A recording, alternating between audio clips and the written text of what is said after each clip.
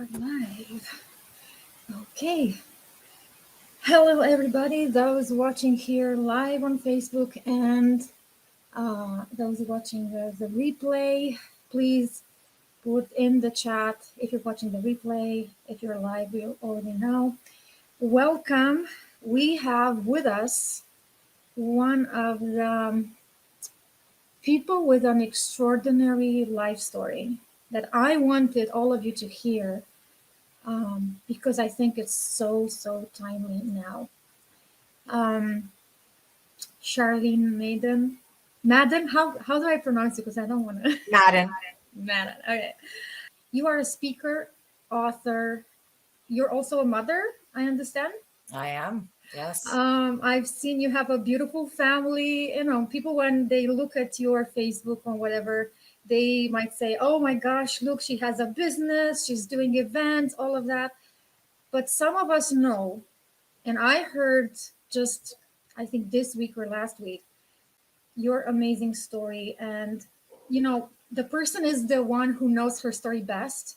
So please tell us how your life was and what happened, because I know the moment, what happened 6 years ago. So what happened before 6 years ago and when things changed for you? First, Andrea, thanks for having me on. I'm very honored to take part of your interview series. So to share a little bit of my backstory, which will lead up to the event 6 years ago, I grew up born and raised in Ontario, and I was the youngest. I was the youngest of 4 children, but I was born into a very dysfunctional household. My father was a severe alcoholic and very abusive. He wasn't abusive to my sister or myself, but he was very abusive to my half brothers. So when I was about 3.5, my mother decided to leave the situation, and she took my 2 brothers and my sister and I and left. Unfortunately, my dad went after her and took my sister and I back. And so we stayed with my dad for just a couple weeks, and then he, being a barely functioning alcoholic, knew he couldn't raise 2 little girls.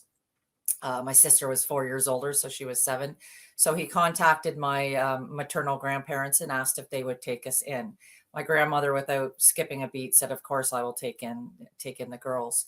So we went to live with my grandparents, and my grandmother was an absolutely amazing woman, very strong, very advanced for her time period. You know, she was very much into women's empowerment and women's rights. And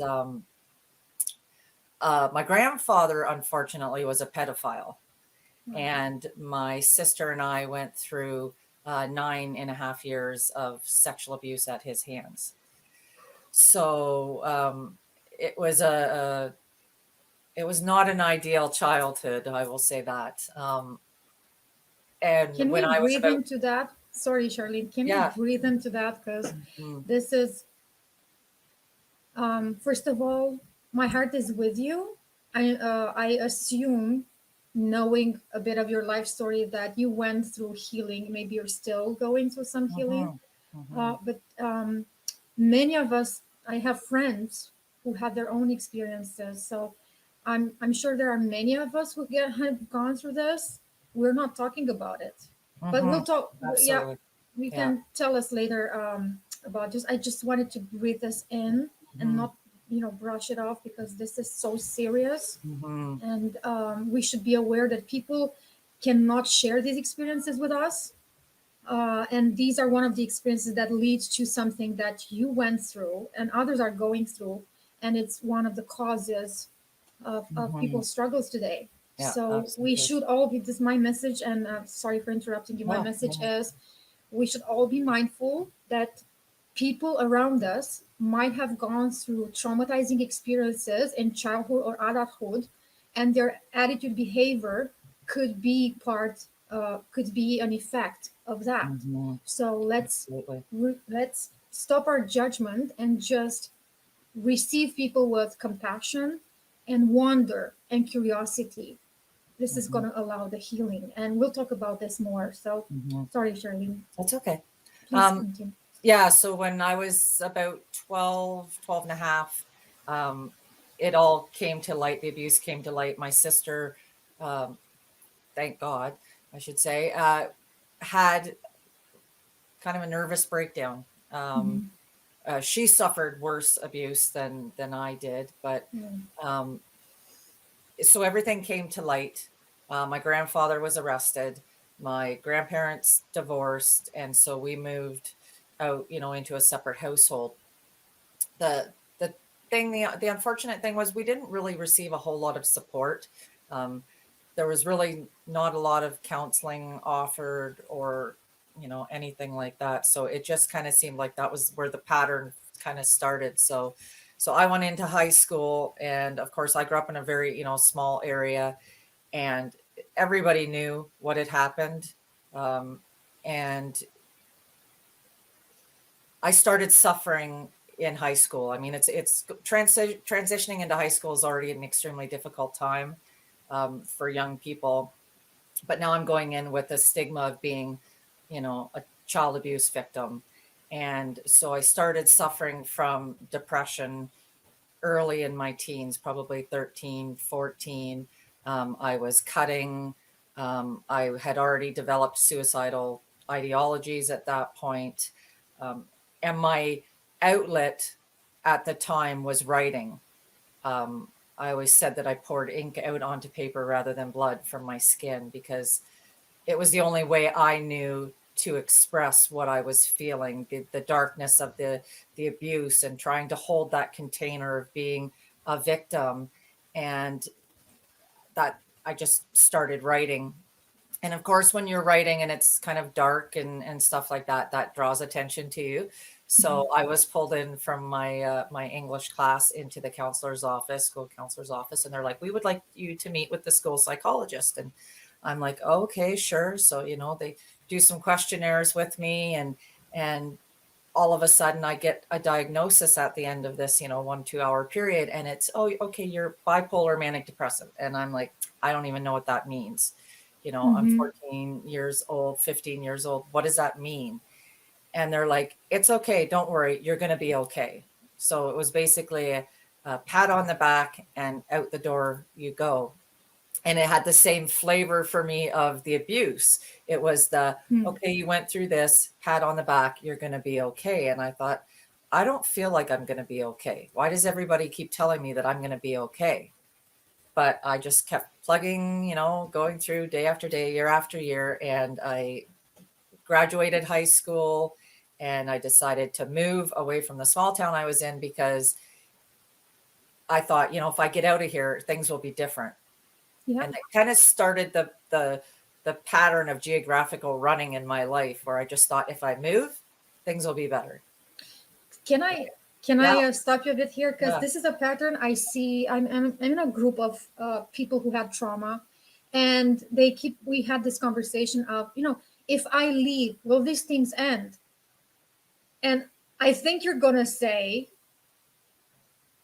you No. take it with you. Mhm. You Wherever take you all go, the there things. you are. You so the if you want to change, the healing has to start Inside. somewhere, and Yeah. because you're going to take with you everything, relationships Mhm. change, everything is going to change. Yeah. So how was your story?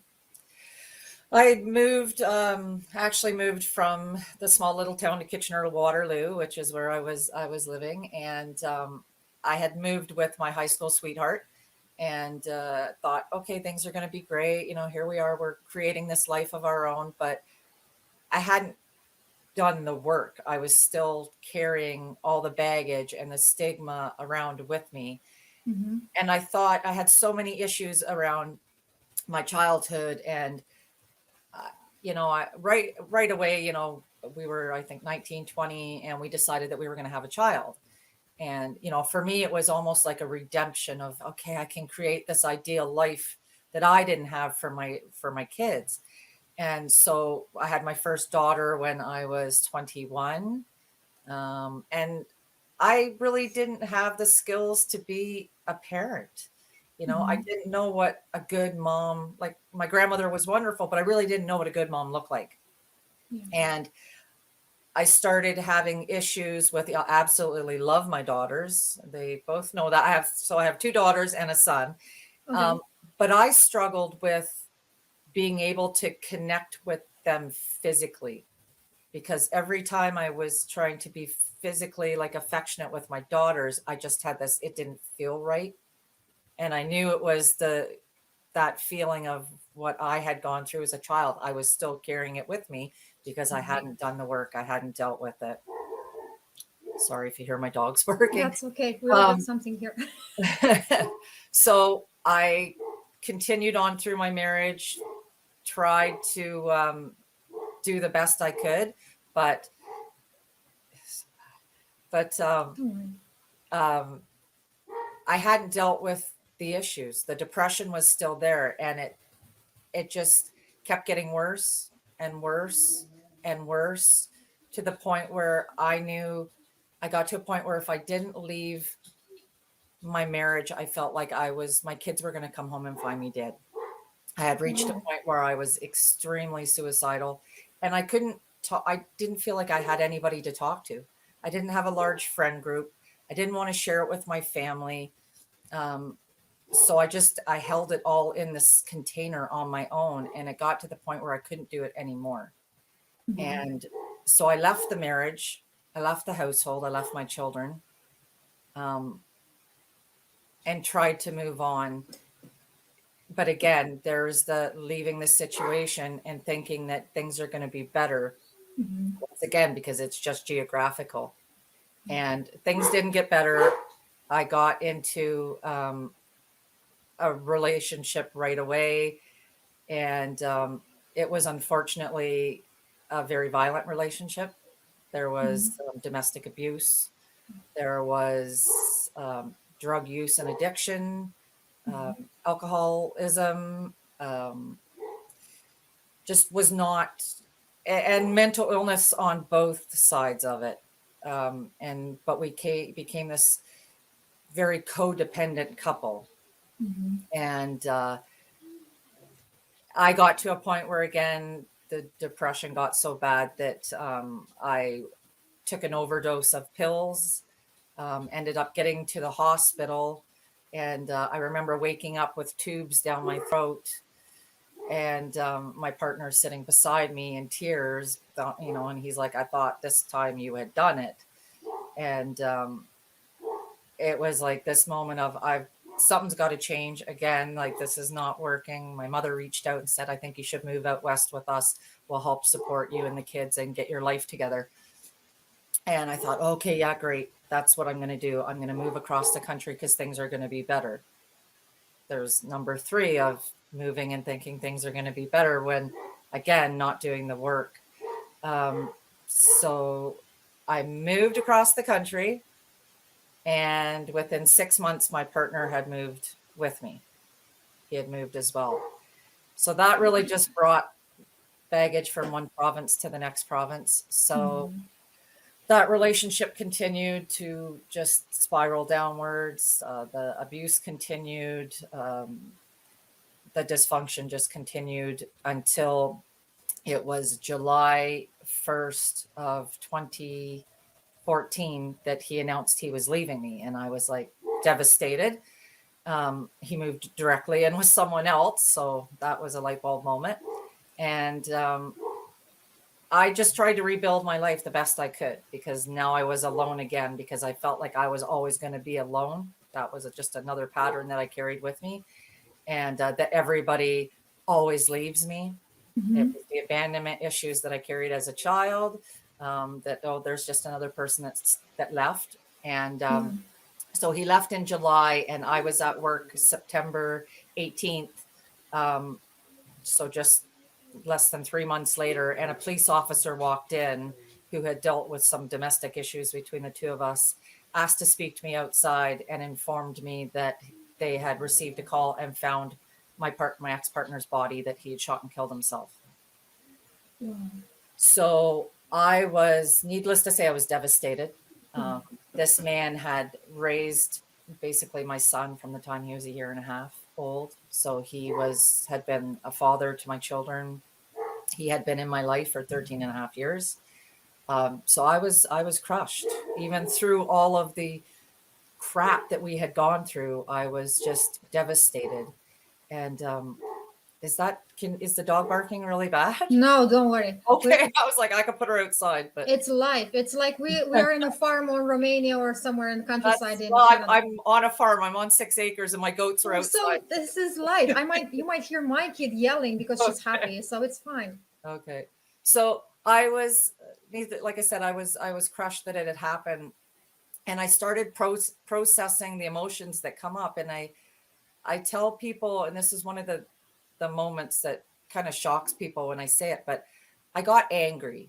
And I remember people saying, well, of course, that's one of the stages of grief, that you get angry about it. And I was like, no, I'm not angry that he took his life. I was angry that he did it first,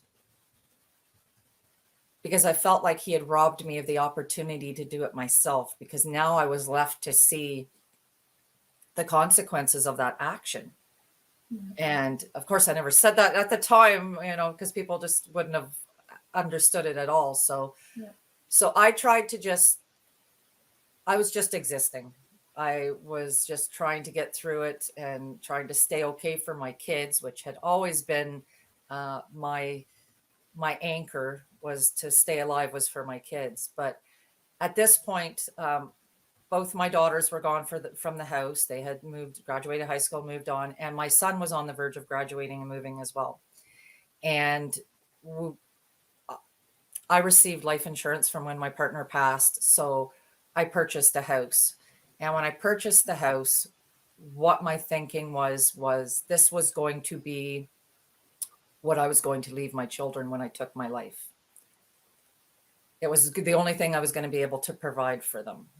And because that darkness had started creeping back in, and I felt like I didn't have the strength this time to keep it at bay.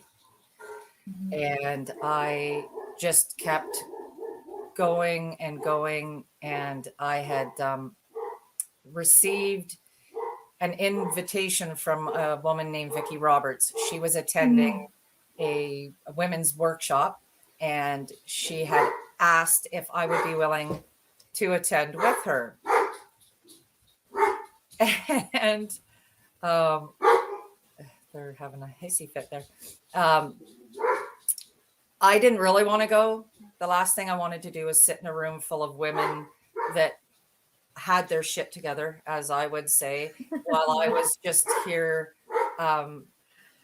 pretending that I was okay. I attended because I bought the ticket, and I tend to be a little cheap. And I went to this workshop, and I remember walking in and sitting there and looking around, feeling like I am not, like, I shouldn't be in this room. I do not fit here. This is, why am I here? It's just me pretending once again. And I didn't expect anything. And the reality was, when I walked into that room, that was on a Saturday morning, and I had already decided that on the Monday, I was taking my life. I had the hunting rifle in the back seat of my car. I had the location picked out. I was going to the same place where my partner had taken his life, and I was going to do the same thing. I was going to shoot and kill myself just like he had done. And so I just had to get through 2 days. That's the way I looked at it. It's like, I got 2 days of 2 more days of faking it, of just pretending that I'm okay. And then I can just let it all go. I don't have to pretend anymore. So I went in and I sat there and I listened to the speakers, and the first few speakers, it was, yeah, okay, great. Yeah, it's nothing to do with me. I don't even relate to any of these stories or these women. And I don't care about getting my finances together because it doesn't matter to me. And I don't care about my health or my weight because it's not going to matter anytime soon. But then a speaker came up, and her name was Vanessa McWilliams, and she had alopecia, and which means she's lost all of her hair. And she talked about self-love and the struggles that she went through learning to love herself. And I kind of was like, wow, I wish I could love myself. I wish I would have been able to love myself enough to do the things I needed to do to help me. And I always say I had this little voice, and I still hear it today. I heard that little voice say, well, just kind of a whisper, what about you? And I was like, oh, yeah, okay, whatever, kind of swept it away. And then another speaker came up, and her name was Shiloh. And she spoke about living with depression and how she had struggled for 2 decades with depression and mental illness, and how she had learned to uh, almost befriend it and had learned to live with it in a healthy way. And now she was out there sharing her story. And again, I heard that little whisper in the back of my head go, what about you? And I thought, well, yeah, like, I bet you I sure could, share my story. I got stories that, like hers. And then the next speaker came up, and his name was Morrison. And he shared his story about living with mental illness, addiction, and the struggles that he had faced, and how he had come to just moments before taking his own life. He had found the right cocktail of alcohol and pills, and he was basically dying as his children were there in the house with him. And he had heard that voice that said, no, not like this. And now he had taken that struggle, the experience that he had gone through, that being so close to death, but choosing life. And he now shared his story with other people. He worked to break the stigma of mental illness, but men's mental illness as well, which is even has more stigma around it than just women's issues. The men struggle so much more than women do. And it was in that moment that whisper had turned almost into a yell. And that voice was like, what about you? Maybe everything you've gone through, maybe every experience that you've had has been leading to this exact moment. I was exactly where I needed to be at that point in my life. And that whisper that had turned into a yell changed my life. And I realized that I've gone through some shit in my life. I have had experiences that broke me down to the very core of my being. But what if I could save a life? I had dealt with survivor's guilt from not being able to save my ex-partner. Yeah. And I felt like, what if me sharing my story could save just one person for the life that I couldn't save? And my entire life changed, because that day I found my purpose. And I realized that my purpose was to share and to save someone, anyone, just to reach out. That if my suffering could be the anchor that someone else needed, then that's what I would do.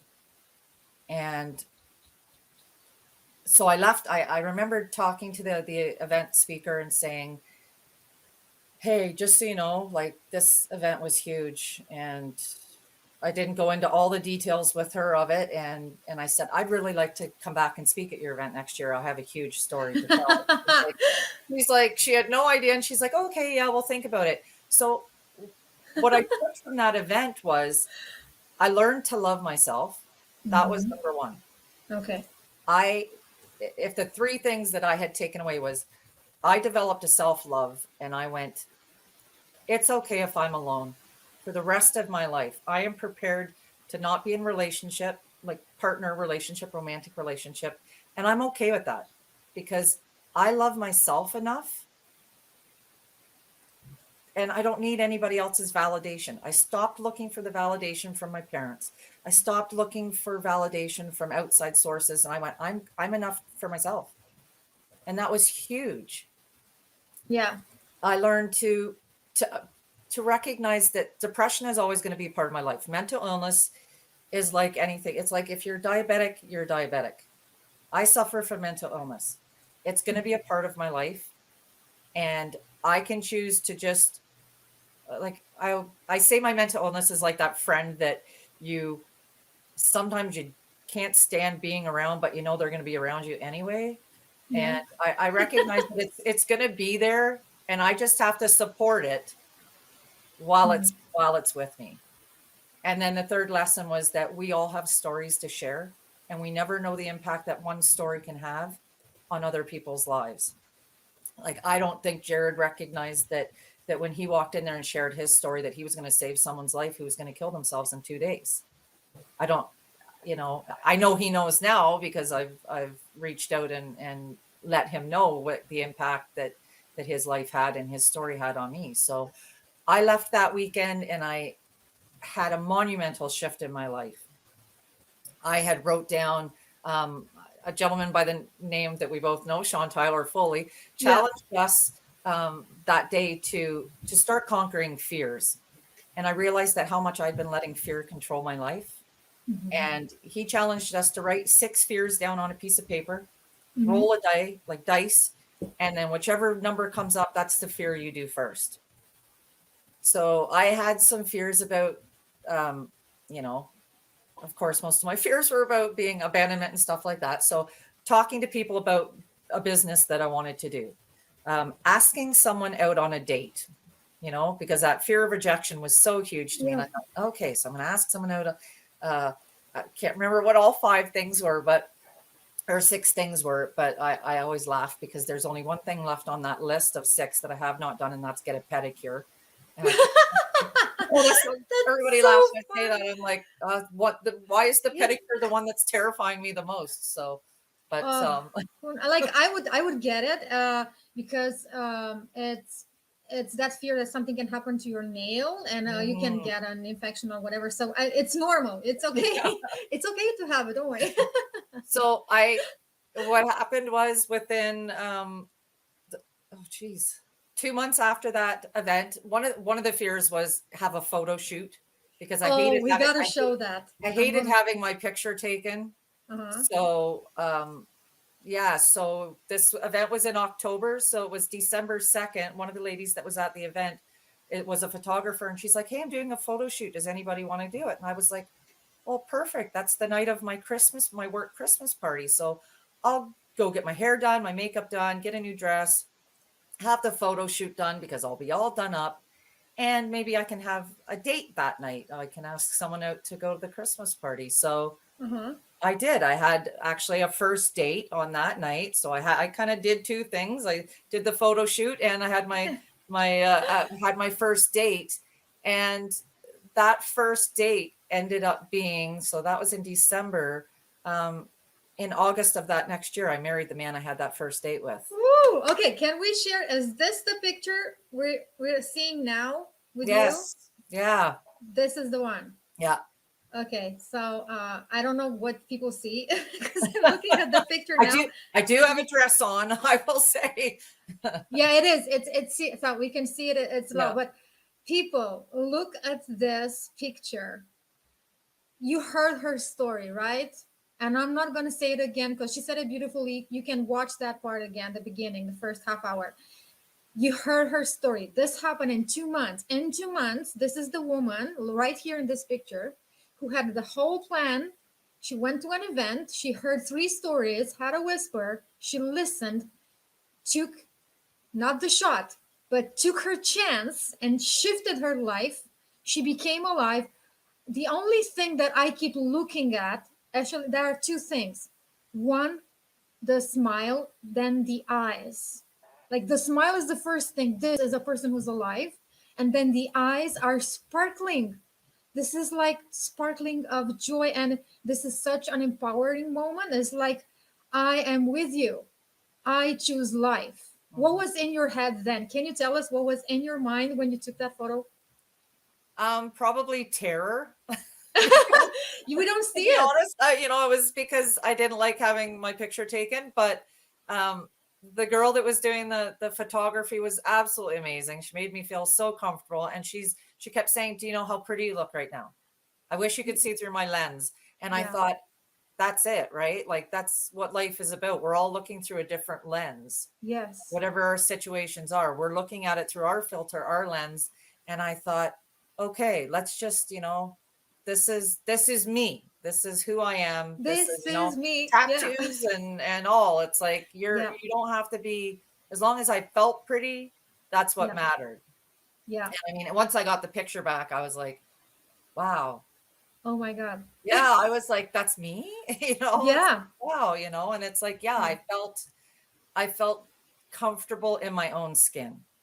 And Mhm. that was probably, one of the biggest moments, because I hadn't felt like I really embodied myself. I had disassociated outside of my body for so long as a safety mechanism that I felt like for once I was really in my body and holding that space for myself. So it was huge. And I also within I think 2 months after that, also, I published a book that I had been writing.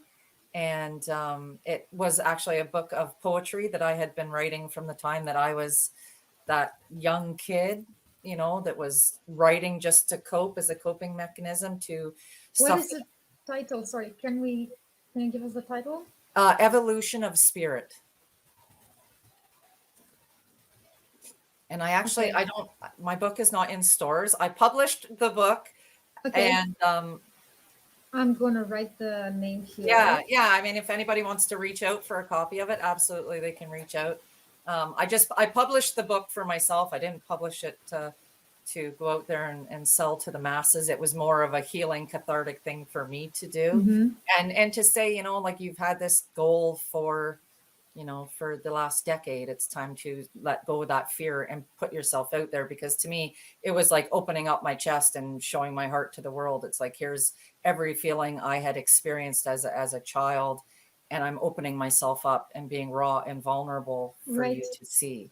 So it was just another step of the healing journey. So, and then I actually went back the following year and spoke at that event. I contacted the host when she put out a call for speakers, and sat down with her and interviewed and shared my experience and my story. And she said, "Yeah, absolutely, you're coming in to speak."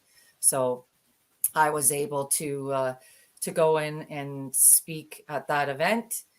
And one of the things that I actually was shocked that I didn't know about till Sean mentioned it on the call. I had said during my talk that my goal is just to save one life. That if I Mm-hmm. can save one life, everything I went through in my Yeah. entire life is worth it. And had a woman approach me after the event was over and say, "Hey, I know you said you wanted to save a life. I just want you to know that you did today." And I was like, it always chokes me up. I have such a well of emotions when I say that, because it made it all made sense. I didn't know until just a couple of weeks ago when Yeah. Sean said, Mm-hmm. "Hey, there was actually 3 people." And I was like, I got off that call after we had it with the endless stages, and I actually cried in the office at work. Like, I Oh. was all by myself because I was so overwhelmed. Like, the impact to one person was amazing. To know Yeah. that I had impacted 3 people, it was just like, okay. And it's just that fire that keeps inside me going, more people need to know that, number one, they're not alone, that Okay. it's Yeah. that it's okay to talk about it, because that's where the healing starts. The healing starts through dialogue.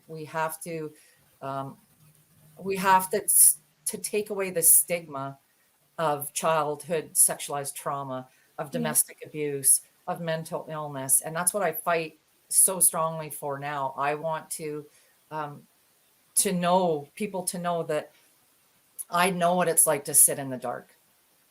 I've sat there, and I have so much empathy, because if you've never experienced mental illness, and I talk to so many people who've never experienced it, they don't know what it's like. Mm-hmm. And I'm like, you're sitting in a deep well, and you can't see the light at the top. There's just, it's this overwhelming feeling of, there's a lack of hope. You don't see any possibility at that time when you're experiencing it, that things are going to be any better. And I know, you know that people love you. You know that, you have support. In my case, I knew I had people there that would miss me. I knew I had people there that would love me. But it's like when you're suffering from a disease where you're in pain constantly, you Yeah. just want the pain to To stop. go. Yeah. And that's my mental illness, is I just wanted to stop hurting. I wanted to not live in pain another day. Everything I had gone through, I thought, why on top of this do I have to live in pain emotionally and physically? And the reality is there's going to be pain in our lives. Pain is inevitable. Mhm. Suffering is a choice. So I I keep saying that, and Yeah, it's like so. suffering, pain is inevitable. Suffering is optional. We See, choose. we equalize them. I know you're right. I Yeah, have the same belief and thinking. It's just we equalize pain with suffering. right. And Can they're you not. help us see the difference? Yeah. Well, like I said, we're all going to experience pain in our lives. We're going to lose loved ones. We're going to be rejected. We're going to, Hmm. things are going to come into our lives and then leave. That's just Natural. natural. Where our power lies is in how we choose to deal with those situations. And that's, that was one of the biggest things that I realized was that I didn't have a lot of control in my life. I didn't have control as a child. I didn't have, control when I was in a domestic, violence situation. I did have choices. I did have control. I chose to stay in that situation, but I have control over my emotions. And I think that's what some of the biggest shifts I've made, even over the last year, is understanding that that's the one thing I have control over is how I react, how I respond, how I choose to view situations. Um, Intentional, understanding that life is so intentional, and understanding one of my biggest shifts was understanding that my filter, and I talked about filters, my filter is different than someone else's. Hmm. That's why when you have car accidents, you've got witnesses have different views on what happened, because everyone is seeing things through their own filters. And I had control over how I chose to see things through my filter. I could see them as I could see myself as being a victim, or I could see myself as being a survivor. Hmm. And there are two different power structures in both of those situations, in both of those views. Yeah. And I just kept choosing to put myself in the power position rather than the negative power position. I tried to ensure that the energy that I've kept around myself has been um, powerful. I've changed a lot of my social circles. There's so many little things that we can do. But I think number one is just recognizing that, not denying what happened, Hmm. getting really honest with yourself, and saying, this is what happened. This is what I'm experiencing in my life. And if you don't have anybody to talk to, just journaling it out is great. Um, because sometimes we just need to purge some of the emotions of what we're feeling instead of holding them in. And so just getting it out there and saying, this is what I'm experiencing. I can choose what I'm going to do with this. I can choose to hang on to it, or I can choose to release it. Because you've all seen, I'm sure we've all seen the memes on Facebook or other places, holding tight to a rope that you can't hang on to. You're just tearing, sometimes it's better just to release, let go of that rope, let go of everything that you've been hanging on to, and just release it. And that's where some of the healing starts. So number one, like I always say, for me, dialogue is so important. That's why I try to provide platforms for people to share, learn, educate themselves, find what it is that you're looking for, find community, which is so important. There's so many um, groups out there. I mean, you could just, in Canada, we have, numbers to call, things, search online. There's so many organizations that are out there to help. Yeah. Support groups on Facebook. I'm a part of so many groups on Facebook where it's, women supporting women, men and women supporting each other. Because like I said, I'm after losing my ex-partner to suicide, I realized, because after he took his life, how many people were like, wow, like I never knew. And I'm thinking, well, yeah, I knew he suffered, but no one else did. And that's one of the problems, is that we don't, we think everybody's got their poop in a group, everybody's living a No. life, because we view what's going on the outside and we think we know exactly what's going on. So Everybody, I'm sorry, go ahead. no, yes, we all, even me. I mean, for certainly like a coach and whatever teacher and everything that I am, I have some things settled in place. Like that is alignment and flow, but it's not perfection. So Mm-hmm. my question now to you is related to exactly what you said, because everybody has their own life inside.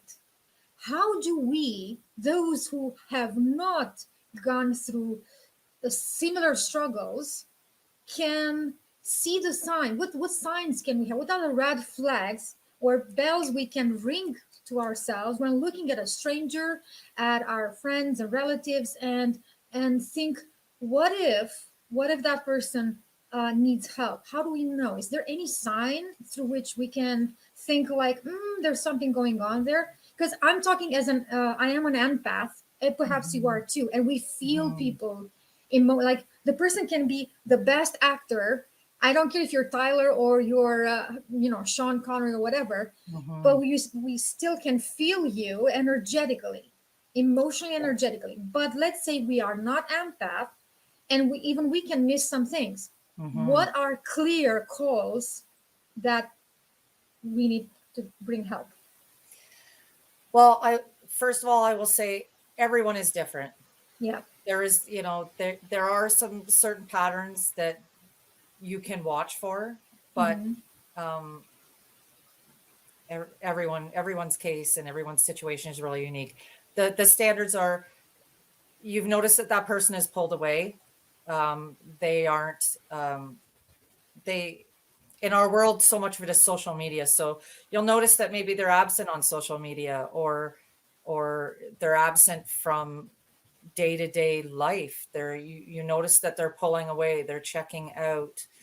Uh, they may not, things that they were interested in before, activities, hobbies, they start to not have the same interest in those events that and those activities that they used to have, because that's what people will do. They will pull away from the things that they have been involved in because they're internalizing so much. My best thing, the best piece of advice I can give, and this is whether or not you know someone's suffering or not, Mm-hmm. is to connect with people. Oh yeah. I and not just on social media.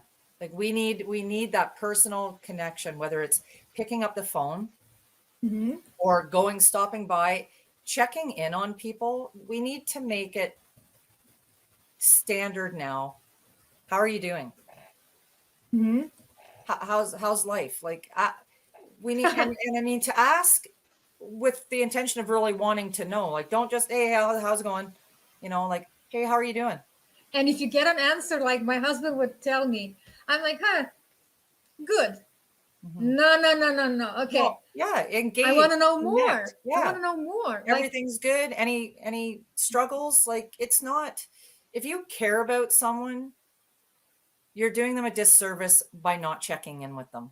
yeah, And it's not, we're not talking about being invasive or nosy or right. anything like that. It's just, Really it's caring. connecting. Yeah. Exactly. I mean, we kind of think, oh, well, if they want to talk, they'll talk. No, The they don't. people want to talk. A lot of times they want to talk, but they don't feel like anybody, like people Who's say, going to listen? I don't They want to be a don't trust burden. me.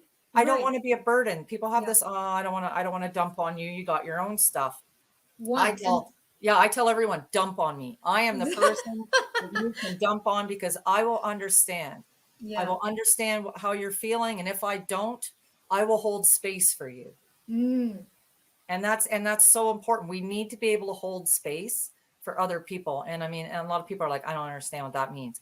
You just need to be able to, I tell this to everybody in my life. It's like, Mm-hmm. if you want to talk, you know, I'm here any hour of the day. You call me, you text me, you message. I will, if I need to drop what I'm doing and come, I will come.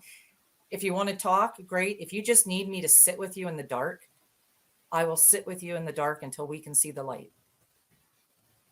And that is so important that, you know, I'm not here to fix you. I'm just here to support you, because I can't fix you. We can't fix anyone. That's a choice that they have to make. They have to be able to take the steps to ask for help, to learn to love themselves enough that they want to be here.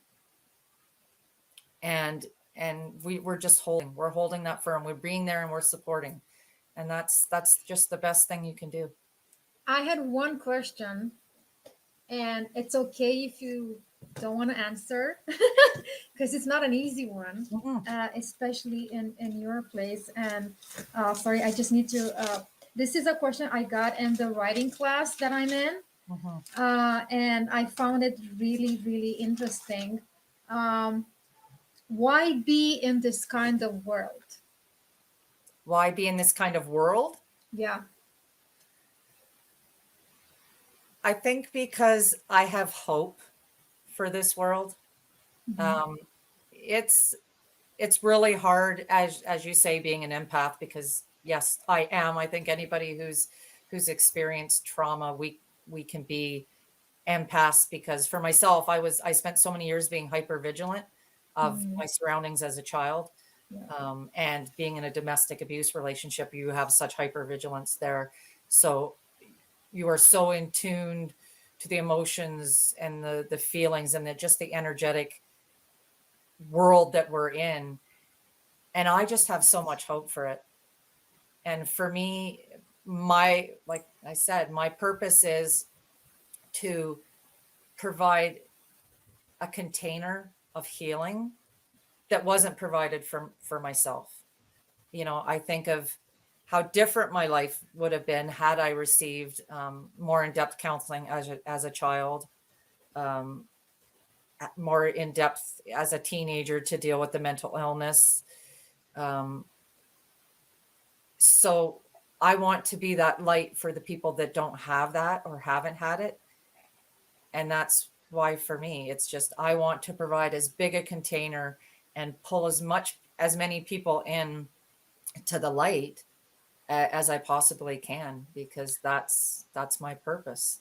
Tell us how you do it, because you just finished and you organized an event, and I think you're repeating it. Is that true? Can you tell us more Mhm. about it? And I also want to know about the bursary, because this is a very great thing. And one of my friends who's an entrepreneur, she wanted to know how we can do, how we can contribute and have these the impact while having a business. So please tell Mhm. us what happened. What did you do?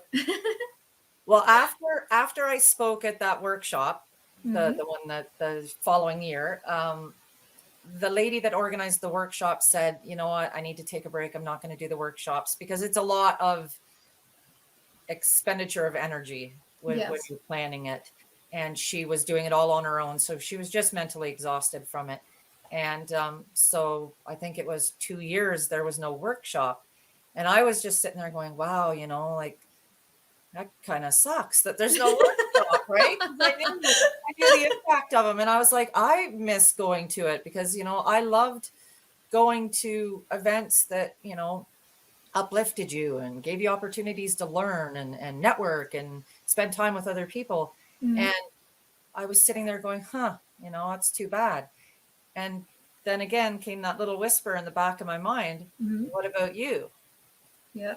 And I was like, yeah, what about you? Like, why can't you organize an event? Why can't you plan it? Why can't you be the platform? This is what you want to do. You want to impact lives. Why can't you do it? So I was like, all right, let's do this. So last year, Mhm. I organized a live event. We managed to sneak it in right before the COVID protocols all kicked in. So I think we had 25 women live. I had 10 Wow. speakers come in, and it was just an amazingly powerful weekend.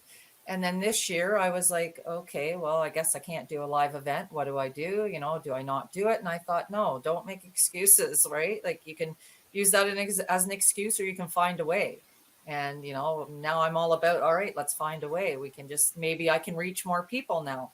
Mm-hmm. So this year I decided to host the event virtually, which is terrifying for me because I am not a techie person whatsoever. Um, but But before you continue, because you said it, I want to give a shout out to you because you created for yourself. So people look at this woman right here who just said that. Remember what she said. You created your own challenge to post every single day for 30 days on a video on social media. And I love that. I really love how you did it. mhm, So you are like going through the fears. You told us about this list mhm, of 6 things. This yeah, was one of your fears mhm. to be Yeah, online. yeah. Yeah. I mean, for me to be on, put a microphone in my hand and put me in front of a crowd, I have a comfort level Uh because huh. I'm connecting with people. Yeah. Put me in front of a computer screen, Hmm. and I'm like, I don't feel a connection with anybody. I don't know if anybody's watching. I feel like I'm just talking to myself. Hmm. And I thought, okay, well, how do you overcome that?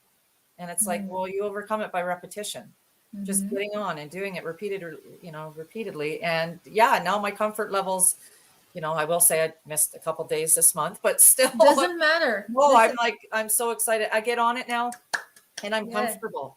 Woohoo! Like I don't feel that discomfort of getting on there and being on the screen. So, We can see it. so Like yeah, we're watching you now. I'm looking yeah, at you and like, yeah, it's so yeah. Yeah. relaxed. So this year I Oh. hosted my event. It was again, I think we had 25 tickets purchased, and it was done virtually through Zoom. I was able to have speakers from one of the speakers was down in Costa Rica, a couple speakers from the US, Calgary, BC here. So it was and the workshop is called Ignite Your Life. That's my Okay. kind of background. Mm-hmm. Might go that way right there on my screen. So yeah, it was great to be able to have the ladies come in um, from all over, the Canada and the U.S. and experience the container that I wanted to provide. So it was exciting. So I was able to do that. So it was I exciting. So I Yeah. will do it next year as well. Uh-huh. Whether or not it's going to be virtual or live we'll see what the world of COVID brings to us. So, So what about the bursary you have? Can you tell us about that? yes. So, growing up as a child, education was so important to my grandmother. She only had, I believe, a grade 3 or grade 4 education. So Mm-hmm. she really pushed for um, us to go and further our education because she felt it opened up so many doors to young women to create lives where they were self-sufficient, not dependent on men, which is something my grandmother was very passionate about. So when I thought about doing the workshop, I don't do the workshops to make money, um, which is probably not necessarily a great thing all the time, but I decided this year that I was going to, any of the profit I was going to make off the event, I was going to donate it to our local high school bursary. And when I was thinking about it, I thought, well, what do I want? And my theme has kind of always been the phoenix. The logo or the front page of my book is a phoenix and the evolution of spirit. And so to me, phoenixes, they rise from the ashes and they burn in brightly into their future. And I thought, well, that's what I want. I want to encourage a young woman who has experienced her own struggles in her life. I want her to rise and shine into the potential that she has to become a woman of impact in this world. Mm-hmm. So it was, I raised $500 for the bursary, and then I actually had someone say that they would match whatever we raised. So it meant that this year I was able to provide a $1,000 bursary to a young woman. Wow. I had no idea on how to do it, so I actually just contacted the high school that I wanted because I'm in a very small rural area. So Mm-hmm. I just contacted the high school and said, "Hey, I don't know if it's too late. I would like to provide a bursary to a young woman who's graduating this year. how do I go about it? They're like, fantastic. We'll send you an email with a bursary sheet that you just fill out what your requirements are. Mhm. And yeah, we'll get that set up for you this year. So that's what I did. So there will be a young woman who's going to receive $1,000 for furthering her education. And yeah, that's exciting for me. And it's kind of, you know, for me, it pays homage and tribute to my grandmother for, you Mhm. know, the sacrifices that she made in her life to do the best for my sister and I. So it's, yeah, there's the, This is the lineup of speakers, right? Mhm, Donna, Kelly, Susan. I mean, like all of them. I loved how you people can find information about all of them. mhm. Yeah, and many Yeah, and there people. was such a great variety of speakers. I mean, Cholet Fabry, she was the executive producer of ET Canada for 6 years, and Mhm. she made a transition out of kind of the corporate world to now she's doing impact producing, which is creating movies and help support movies that are making a positive impact in the world. So yeah, it was. Can you scroll? Can you Yes, scroll yeah, down? Um, yeah. I just Down. want to. Okay, there's a picture right there with me, me with a gentleman. If you go up two above the coffee cup, right there. Here. Okay, so if you click on that picture, I why that picture is so important is that's me getting the keys to my house, and Wow. this Uh-huh. is what's important is that there's me with a smile on my face getting the Hmm. keys, knowing that in just a couple months I was going to take my life. Wow. Right, that key was the legacy and the finances I was going to leave behind for my children. Wow. And this is, and so when you talk about um, outward appearance, like we know so many celebrities. I mean, you look at Robin Williams, you know, Yeah. who, for all intents and purposes, no one would have ever thought that this man would take his life. Yeah, Right. exactly. So Yeah. that's why when we talk about how important it is to check in with people and to be real and, you know, engage with people, not just because you think, hey, I'm going to ask you how you're doing and you're going to tell me the truth. It's to really engage with people because you don't know um, what people are actually going through. So So we have a comment from one of my friends. I love what you said, Miss Madden, about being the light. Yes, everyone needs someone. Thank you for making that point. mm-hmm. And that's it. And I mean, and everybody, I mean, you don't have to have experienced trauma. Like my situation is, you know, I experienced a lot of trauma, so I really understand what people are going through, but you don't have to have gone through breakthrough doesn't have to come from breakdowns. That's one of my favorite quotes Mhm. because we always think you have to have had really bad stuff to happen, but you can impact someone's life just by asking those questions. You can be the light just by, you know, connecting. Being you, connecting and Exactly. being you. Exactly. Because, like, I am a positive person, all of that. I went through some stuff, but I never had sexual trauma. Still, Mhm. my clients come to me with sexual trauma, and I can help them not because, for this one simple reason: we have gifts, all of us, Mhm. and it's in our hearts, and all we need is heart. We put the heart, we combine it with life experience and the gifts we already have or have developed over time or discovered, and we can create that container you're talking about in one-on-one with our friend, with a stranger, where we do active listening. We ask the question, offer the love. And one thing that I wrote in a banner that people will see if they watch the replay is holding space means helping people. And what you said about letting them know you are there and you're listening is helping people feel safe. When people feel safe, they trust you Mhm. and they will open up, they will speak up. The problem is that we don't help people feel safe. Sometimes we're rushing, talking, and we don't allow them to be heard. Mhm. You know, Seen and seen heard. heard is Seen very and heard important. is so huge for Yeah, especially for people who've experienced trauma, you yeah, know, because they yeah. don't feel And I didn't feel like patience. I had a voice for so many years. I didn't Yes, have I didn't have a voice. I couldn't stand up and say stop to the abusers in my life. I didn't have Right.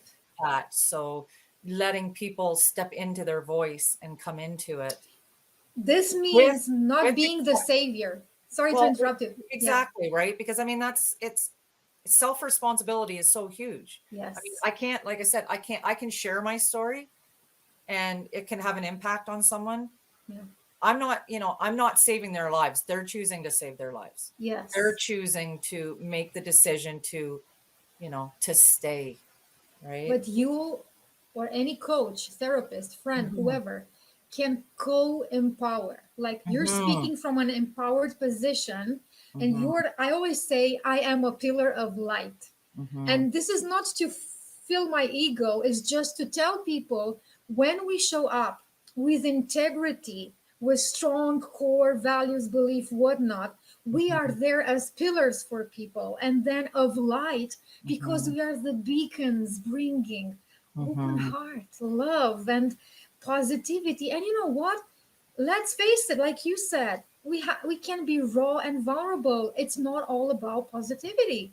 It's Mhm. about life. I It's go through connection. SHIT, and like we all go through stuff. Yeah. And it's better to share the reality of our life. That's when people say, "Oh, I put you on a pedestal, but you're so normal." Yeah, I am. I mean, Mhm. if our dear Robbins, I hope I pronounced his name correctly, would have said, "Hey, people, I have mental illness issues." I think many comedians would go out and say, "Yeah, I have it too." I think it was it would yeah. We need you, Charlene. Thank you. Is Mhm. there anything else you feel the world needs to hear from you and your experience, um, related to what was already expressed here? I would say that listen to that little voice Mhm. when it speaks. We get so overwhelmed by the noise in the world around us that at times we don't listen to our true selves. We're so disconnected from ourselves and our bodies because we're such a busy world right now. So just take some time to get quiet and hear, because that little voice is what you need. It's the voice that's going to tell you what you need, and when you listen to it and give yourself that space. I mean, it's as important to give yourself that space as it is to provide that space for other people. And just going into it with no judgment. It's okay to feel how you're feeling. Feel whatever feelings you are feeling, and don't judge them, because that's what I did. I judged, oh my God, I can't believe we're feeling this way again, so let's stop judging ourselves. Let's be loving and kind to ourselves, and then we can go out into the world and be a more loving, kind person to the world. So listen to that little voice. If it tells you to slow down, if it tells you to take a break, to rest, if it tells you to reach out, if it tells you, hey, what about you? Mhm. Listen to it. What I would add, because you spoke about judgment and self-judgment, I would add, because I know you and I talked about this yesterday when we were talking about the interview. I experienced myself, like I did it to others because of the conditioning, not in my family, because my family didn't have that, but it's the religious or whatever cultural or even like family conditioning, where we look at other people and who have suicidal thoughts or who did it, and we say, "Oh my God, that's a sin," or whatever. I would never do that. And I really invite all of us to hold this compassion in our hearts and allow people to take control over their bodies. We are sovereign over our life and body. And it's not up to us to judge what is right, what is wrong. We are not in their position.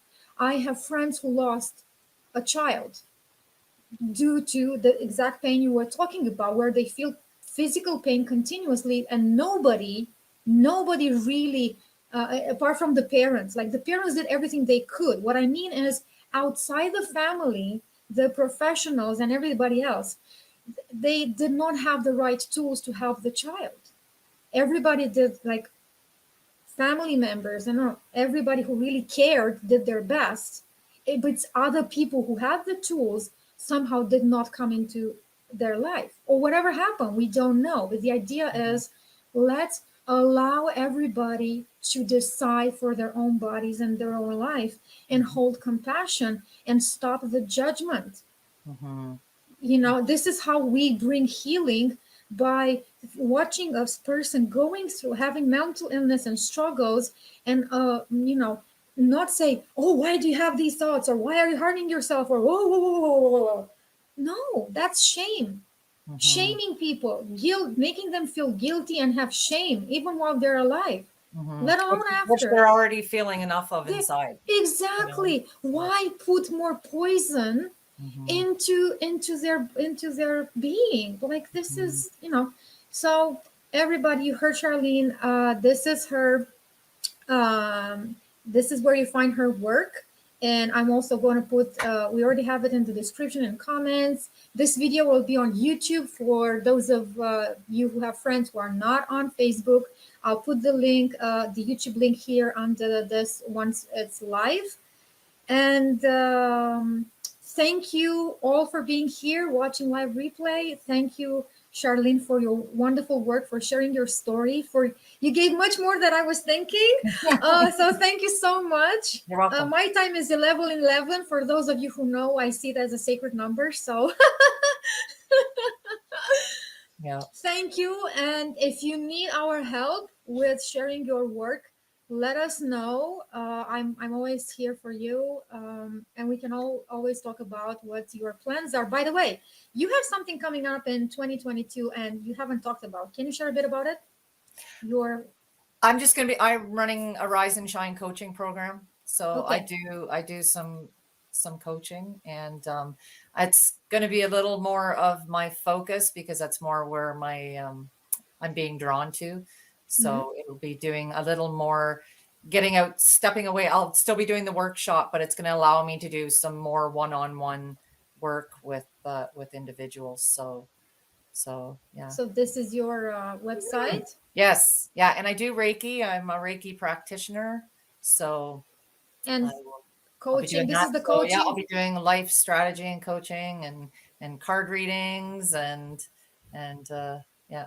So okay. Thank you so much for being here. And if anybody wants to reach out, I would love to. If anybody wants to reach out on Facebook or social media, absolutely reach out. And I will if you just want to talk, or you need someone that wants to sit in the dark with you, I'm here for you. So give your speaker page, right? I'm just looking for it.